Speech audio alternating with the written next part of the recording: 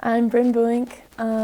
I'm a soccer player and I go to the University of New Mexico. Brynn is a Division I athlete that is transferring from the University of Oregon to the University of New Mexico to play soccer.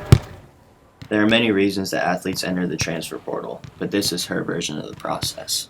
So it started off with I got a new coach right before I was supposed to go to Oregon, and so that had an impact on how I was enjoying playing soccer and things like that. It was just different than what I originally thought it was going to be like.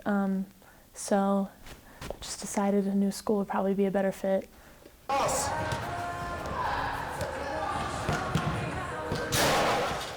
It was pretty cool because right after I entered my name into it, I got emails from schools that day.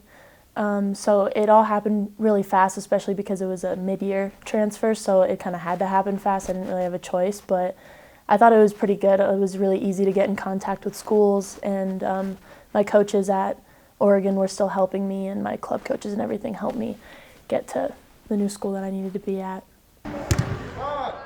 This process is also much different from the original recruiting process that takes place in high school. I was talking to a lot more schools at once during the transfer process than I was back in high school because Oregon was my dream school, and so I was kind of in contact with other schools and stuff, but it was more, I really just wanted to focus on Oregon, and so I wasn't really talking to anybody else, but it was definitely more stressful because I had to make my decision a lot faster.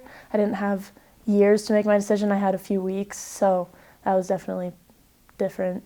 COVID-19 has also added some unseen obstacles to the transfer process.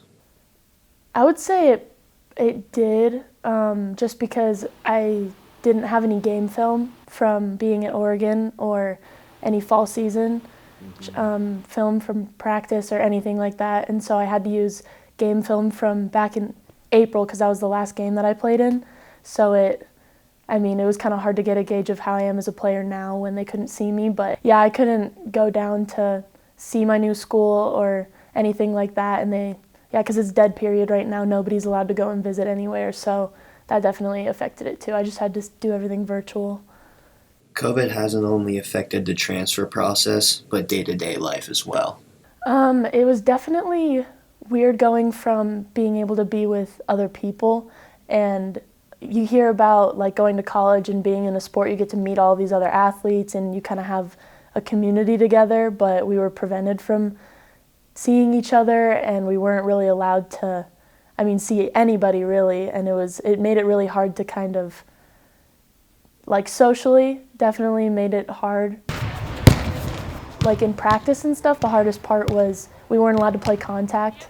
So that was really hard. It didn't really feel like we were playing at all. We didn't get to, that's most of the game is in contact, so that definitely was hard. Despite the challenges of the transfer portal and COVID-19, Brynn is happy with her decision. It ended up being okay, but yeah.